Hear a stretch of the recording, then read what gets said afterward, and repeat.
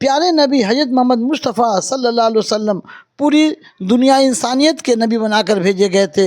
वह रहमतुल मुस्लिमीन नहीं बल्कि हज़रत मोहम्मद सल्लल्लाहु अलैहि वसल्लम पूरी दुनिया के लिए रहमतुल आलमीन बना के भेजे गए थे।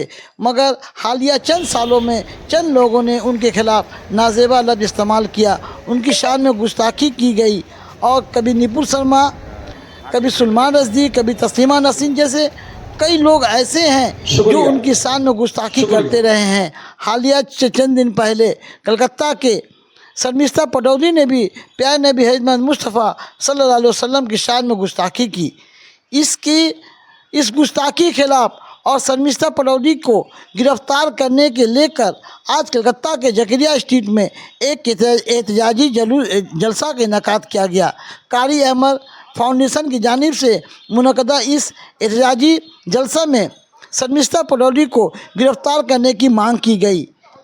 इस जलसा में कारी अहमद फाउंडेशन के चेयरमैन जैद अनवर, मौलाना हसन रज़ा कादरी, महबूब रज़ा सिद्दीकी, शाहिना जावेद, समीर आलम, रज़ा अंसारी, मोहम्मद इब्राहिम, आफाक अहमद, अब्दुल हमीद, शेख लाडला समेत कई लोग मौजूद थे और अपनी बातें रखी और शर्मिस्ता पटौदी को गिरफ्तार करने की मांग की गई और उसको सख्त से सख्त सजा देने की बात कही गई। मैं Sajid Parvez, Times India TV.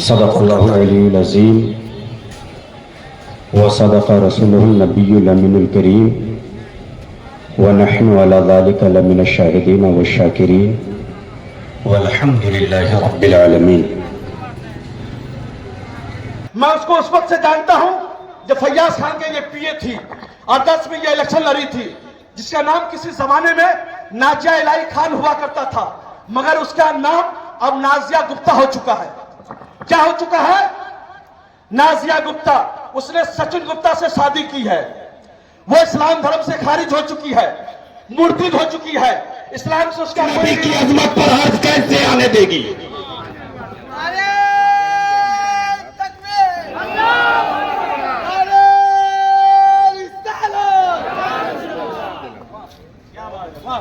जो कौम अपने नबी के गौसाला वुजू को जमीन पर गिरता हुआ नहीं देख सकती,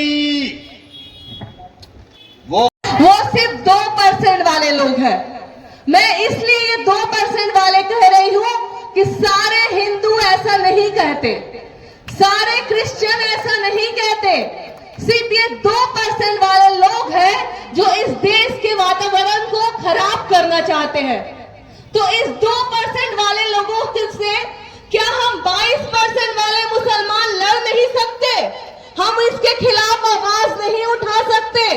आज उसके पड़ोसी ने उसके बाप के बारे में गलत कहा तो उसका सर फोड़ दिया गया।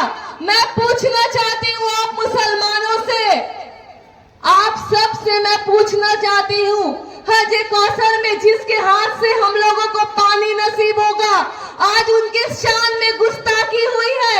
आपको नींद कैसे आ सकती है? आप चुप कैसे रह सकते हैं? आप अपने दुकान कैसे खोल सकते हैं? शर्म नहीं आती? हम सबको शर्म आनी चाहिए।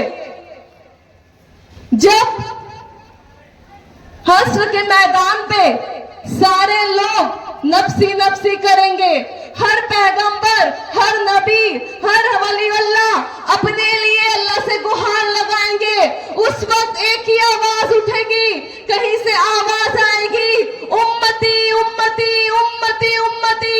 और वो कहने वाले उस वक्त भी हमारे के लिए जो खड़े रहेंगे वो हमारे नबी पाक सल्लल्लाहु अलैहि वसल्लम होंगे।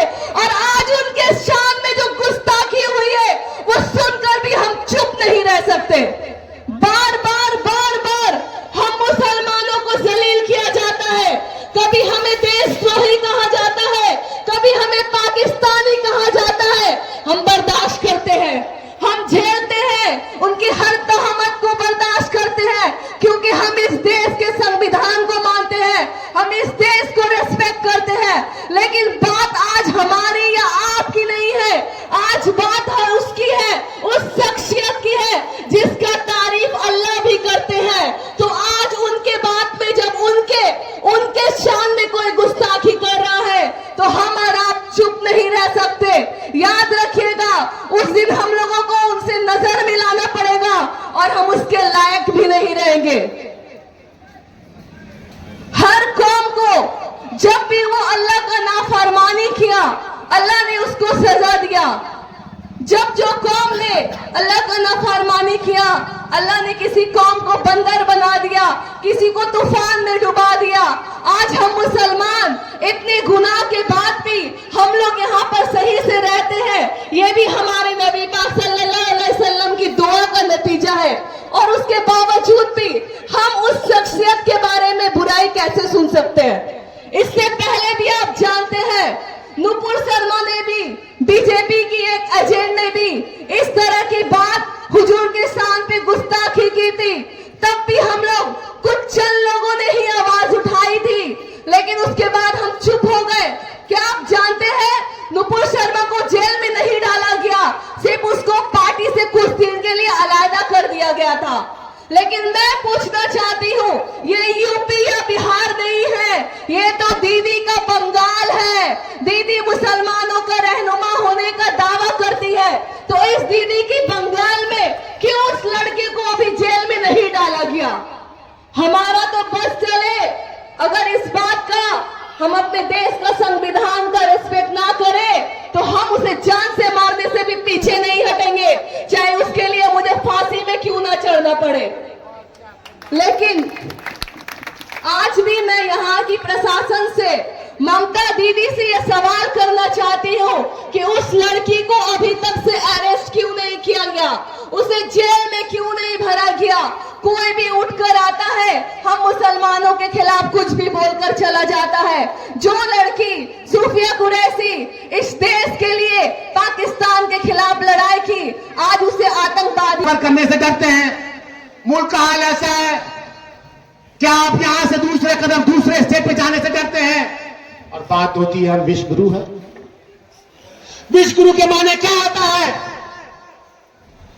कि बॉम्बे एक इकोनॉमिक हब है, पूरे हिंदुस्तान में सबसे ज्यादा अगर कोई इकोनॉमिक रेवेन्यू जनरेट होता है वो बॉम्बे में होता है।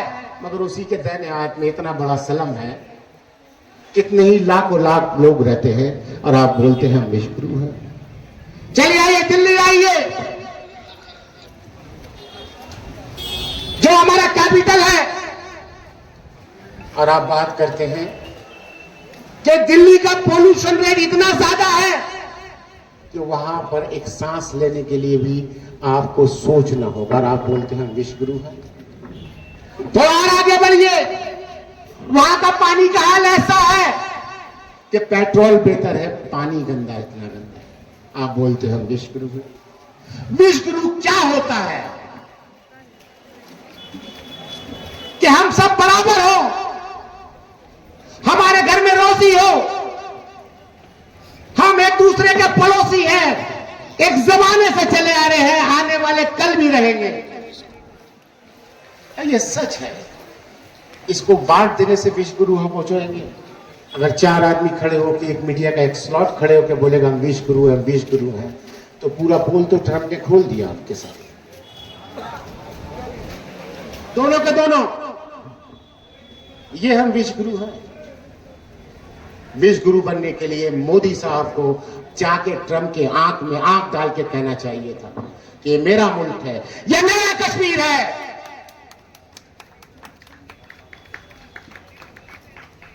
मगर नहीं, आपने दुम मिलाते हुए आपने सीज वार कर दिया, जबकि हमारी आर्मी, हमारा डिफेंस सिस्टम तमाम का तमाम तैयार था।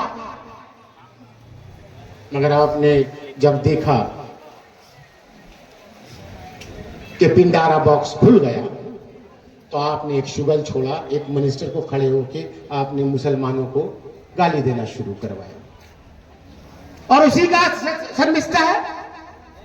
अगर विजय शाह को अगर सजा नहीं मिलेगा तो शर्मिस्ता को भी सजा नहीं मिलेगा। दोस्तों, मैं चाहता हूं दोनों को सजा मिलना चाहिए। जो सजा इनके लिए है वो सजा उनके लिए भी होना चाहिए। अब आते हैं, बहुत बड़े बड़े मुकर्रिर यहाँ मौजूद हुए हैं और मैं चाहता हूं कि अपनी बात को यहाँ ख़त्म करूं। और आप तमाम का शुक्रगुजार हूं कि आप तमाम यहाँ मौजूद हुए हैं। हम एक छोटी सी बात से कि हम तमाम आपका एक सिग्नेचर लेंगे। आपकी ताकत आपके उंगली में है।